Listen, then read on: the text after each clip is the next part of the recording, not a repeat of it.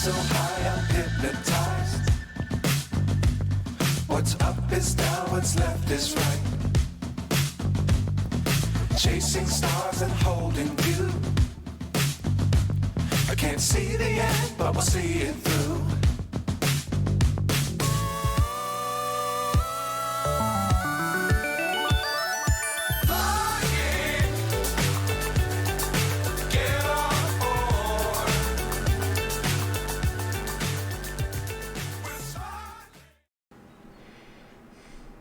Hi, moin, schön, dass ihr da seid.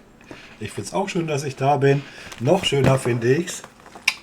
Post bekommen, Win-Win. Eine kleine Mini-FCU. Ja, ich zeige euch mal das Video dazu. Das hatte ich gesehen und das hat schon richtig Bock gemacht. Und während das Video läuft, mache ich mal die andere Kamera an und dann seht ihr, wie das Ganze aussieht. Und dann würde ich sagen, erzähle ich ein bisschen was dazu. Ja. Wenn ihr das Video seht, das hat schon richtig Laune gemacht. Sehr geiles Teil. Gab es im Early Access, konnte man sich am 27. März registrieren. Dann kriegt man das Ganze zu einem Vorzugspreis von irgendwie 99 Euro. Irgendwas habe ich, glaube ich, bezahlt. Und dann gab es nochmal eine Mail mit einer Zahlungsaufforderung. Da hatte man 3 Tage Zeit. Und dann hat man irgendwie gefühlt 40 Tage gewartet. Und heute ist das Ding endlich angekommen.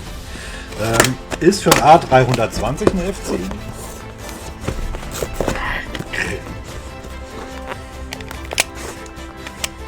Ich kann es kaum erwarten.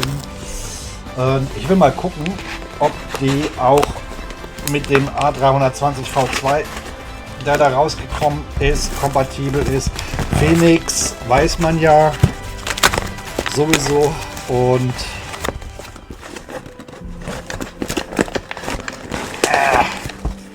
ups, da ist hier was. Ach, das Seitenteil. So, weg mit. Ja, will mal gucken, ob es mit dem Headwind 339 auch funktioniert. Imbusschlüssel. Dann da links, dann da rechts.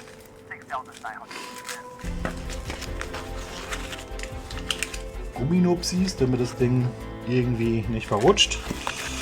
Und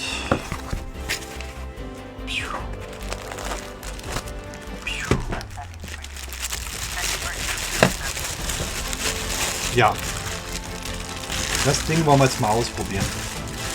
Ich zeige euch gleich mal die Webseite. Ich hoffe, das raschelt jetzt nicht zu arg. Das ist ja wie Weihnachten. Es gibt ja auch eine Alternative. Echt gut. Ja, gibt eine Alternative, die kostet irgendwie 255 Euro. Ist auch noch ziemlich günstig. Gibt vergleichbare Produkte, gibt es irgendwie für 800 bis 1000 Euro auf dem Markt. Ja.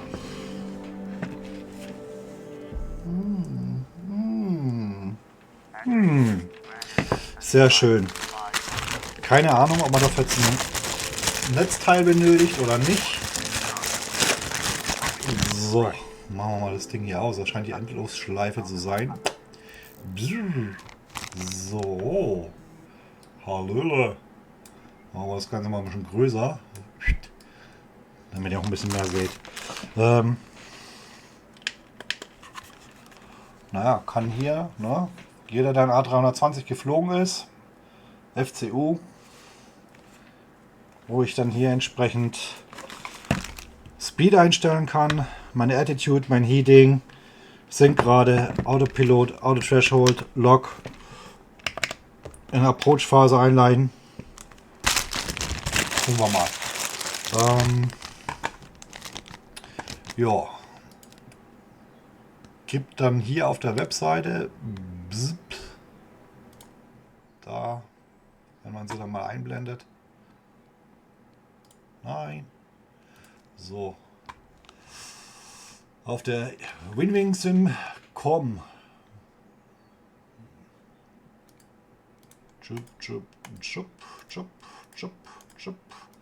Einfach mal euch das Ganze zeigen. Die Flight Control Unit. Aktuell 95,95. Wie gesagt, bin ich auch hierhin. Ich muss noch so ein Registrierungsdingens machen. Manual gibt es, die Dimension, falls man das sich irgendwie in sein Cockpit einbauen will. Kann man sich auch nochmal so einen richtigen Ständer dazu bestellen. Und das Geile ist, da bin ich gespannt, die wollen noch dieses EFIS-Element links und rechts. Ich wusste ja auch nicht, diese Links, wo man Alarm quittiert, Glare Wings, links und rechts soll es auch geben.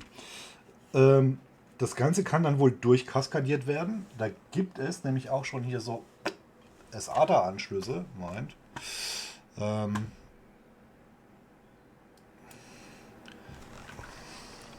Ich hoffe, man sieht's.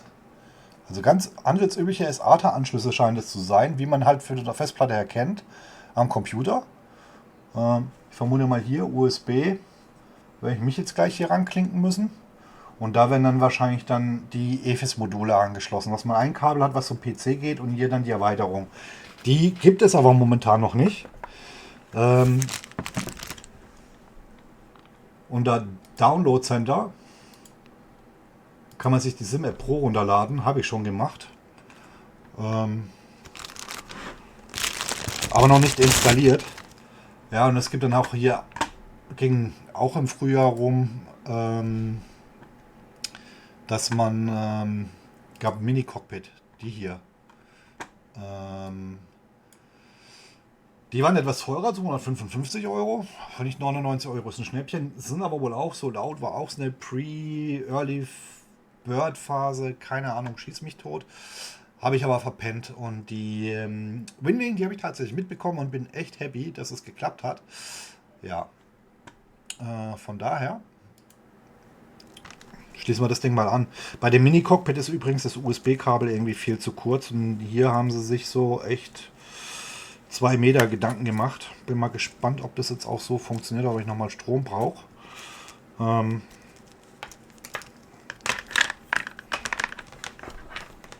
Hat ganz normal hier USB-C, USB-A-Stecker. Ich weiß auch nicht, ob ich dann jetzt den Simulator nochmal neu starten muss. Oder ob das Ding dann erkannt wird. Aufregend, aufregend.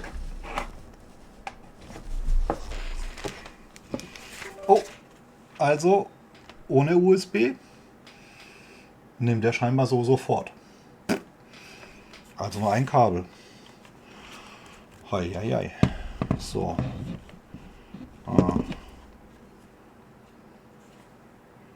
Sieht schon sehr geil aus. Also wenn man dann die EVIs noch hat und dann hier so auf dem Schreibtisch stellt, hat man fast schon ein virtuelles Cockpit. Oder sein Rig. Ja. Komm, Kinders. Ihr habt keine Zeit, ich habe keine Zeit, ich will ins Bett, außerdem habe ich Durst. Prost. Nächstes Mal räume ich auch einen Schreibtisch auf. Ja, komm. Hauen wir mal hier schnell.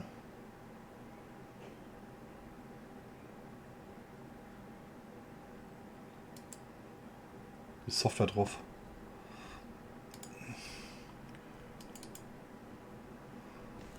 Führen wir mal aus. Okay. Schon mal ganz toll. Ay, caramba.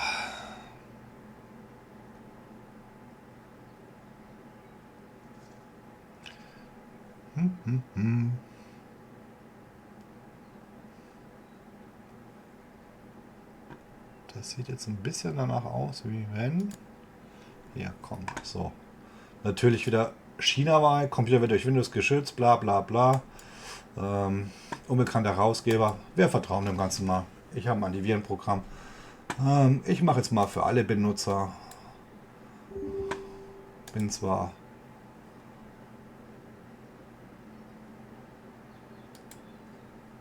der Einzige, der hier den Flusi spielt. So, ja, will ja wieder absolute Berechtigung.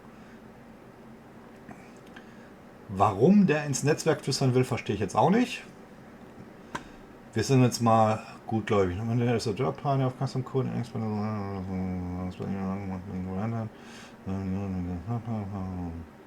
So, weg.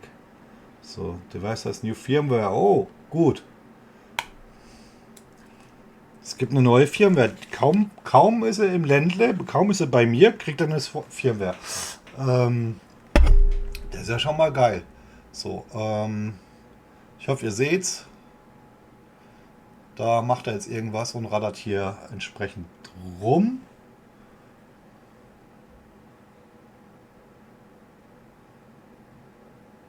Also aufregend. Oh, mir läuft der Schweiß runter. Sehr cool. Jetzt habt ihr natürlich hier ganz viele Sachen. Fluse im Hintergrund, im Vordergrund die Software.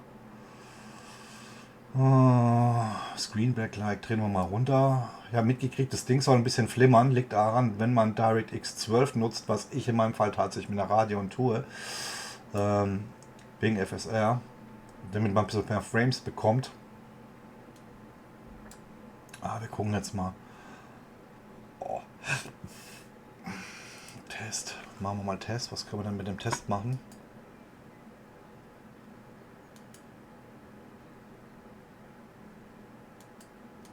Ach, das ist hier vermutlich für die Joysticks und so weiter. Das ist ja eine App. Die bieten ja auch noch ein paar andere Sachen an, die wohl auch aber USB-Device must be unplugged and you blink the USB hub must also be unplugged. Aha, okay. Dann bei einem Update will er scheinbar den USB-Hub, dass wir da alles rausnehmen. Na gut, dann bauen wir nochmal um. Ich habe da relativ viel dran. Wir halten uns ja an das, was die uns sagen. Eieiei. Wenn ihr wüsstet, wie viele Kabel ich hier hängen habe. Kabelsalat, das ist ja echt so.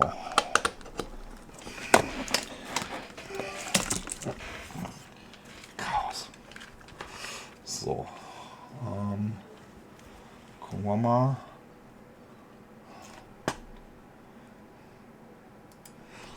Das grüne Lämpchen dauerhaft an, bedeutet, dass sie wohl in Betrieb ist. Ups. Sieht man das jetzt gerade? Hier.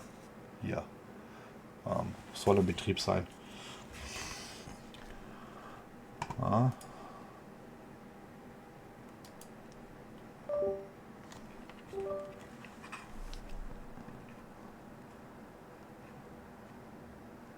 Aber er macht was.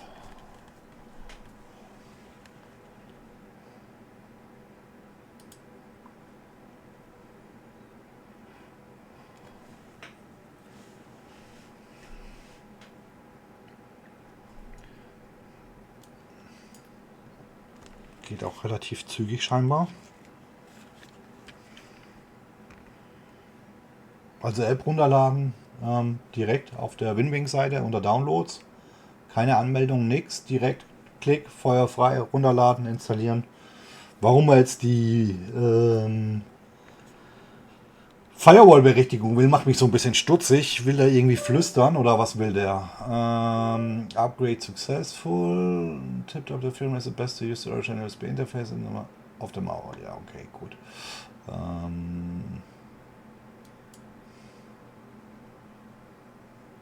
V116, V116.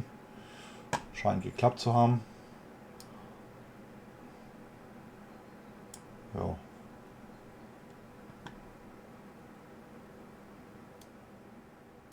Okay.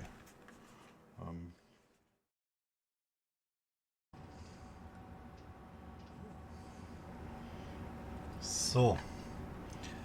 Phoenix. Geladen und gesichert. Hahaha. So, aber da war eine Schweinegeburt hier. Ihr seht oben rechts Kameraeinstellung hier. Winke, winke. Die FCU. Wir sind in Las Vegas, wo gerade die Expo stattfindet, in der übrigens angekündigt wurde, dass ganz viele Erweiterungen von A320 kommen. Die EFEs, die MCDU, Transponder und. Und fängt an bei 89 Euro die EFEs das Stück. Ziemlich geiler Preis. Geht hoch 124 Euro für die MCDU, wenn ich es jetzt richtig mitbekommen habe. Das ist schon eine sehr geile Geschichte. So, wir lösen mal die Bremse.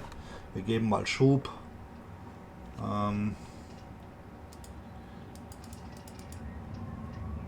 Flaps sind gestellt.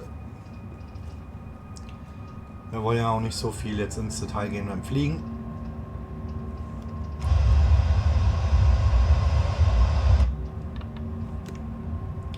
Sondern es geht ja darum, wie reagiert das Ding. Den A330 habe ich getestet. Leider nö, macht er nicht.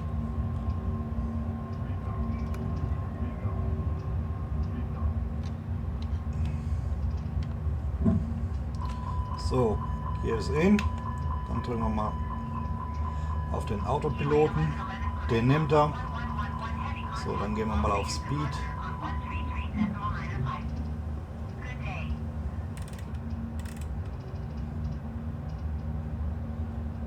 Da hakt er nämlich rum. Den nimmt er im Phoenix nicht. So. Aber ist auch kein Wunder.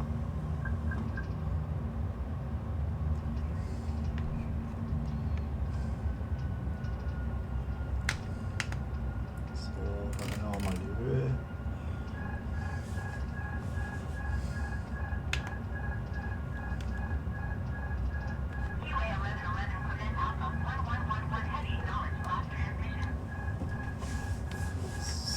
So, und dann macht die Maschine auch, was sie soll.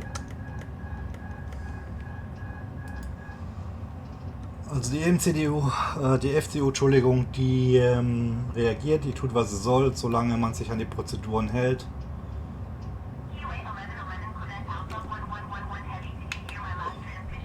Und im Phoenix wird sie unterstützt. So. Das war die eine Version vom Phoenix. Ich teste jetzt gleich nochmal die zweite.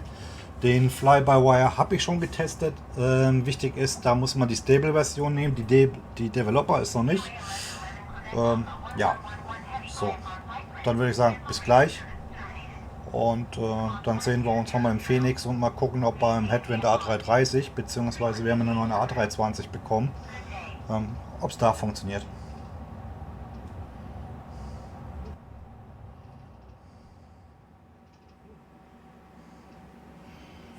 So. A320 V2. Ich sehe übrigens Stripper von Parley 42, finde ich eigentlich ganz nett mit dem Ladebildschirm.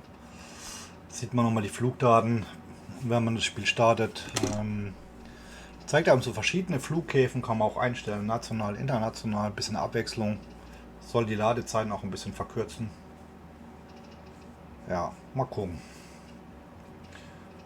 Auf der Expo haben sie übrigens mal ein paar Zahlen genannt. Es sind jetzt mittlerweile 15 Millionen Spieler, die den Flusi spielen. Insgesamt 48 Updates. Und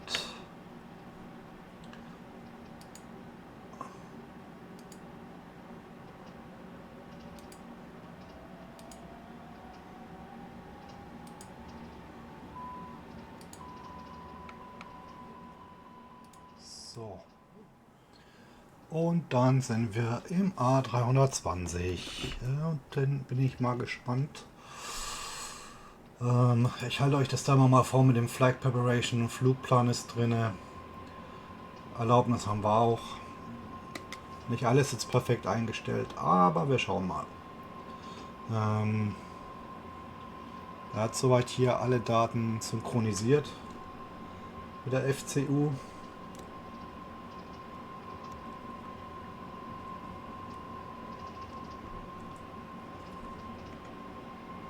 Und dann gucken wir mal, ob er uns den Autopiloten nimmt. Den nimmt er. Das nimmt er uns auch.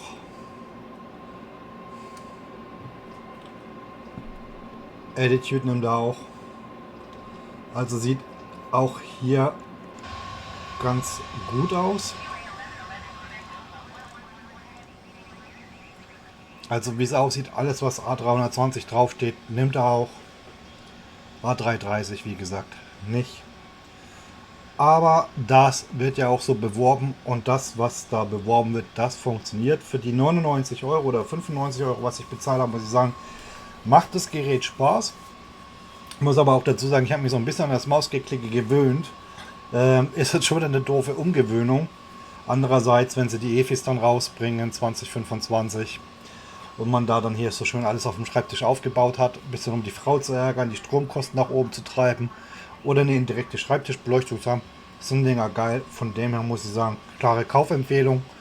Mal gucken, 99 oder 95 Euro, wie die Qualität ist. Hatte ja schon irgendwie erwähnt, in den Manuals steht ja, den Winkel nicht und den Druck nicht überschreiten. Mal gucken, wie lange die Dinger halten. Und wie das dann ist mit der Garantie und Gewährleistung und dem weiteren Support. Also Firmware-Updates machen sie regelmäßig. Hatte ich jetzt schon das zweite innerhalb von 2 Wochen.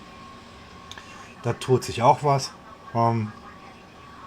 Was das andere Zubehör betrifft, hat man bis jetzt nur Gutes gehört. Von daher schauen wir mal.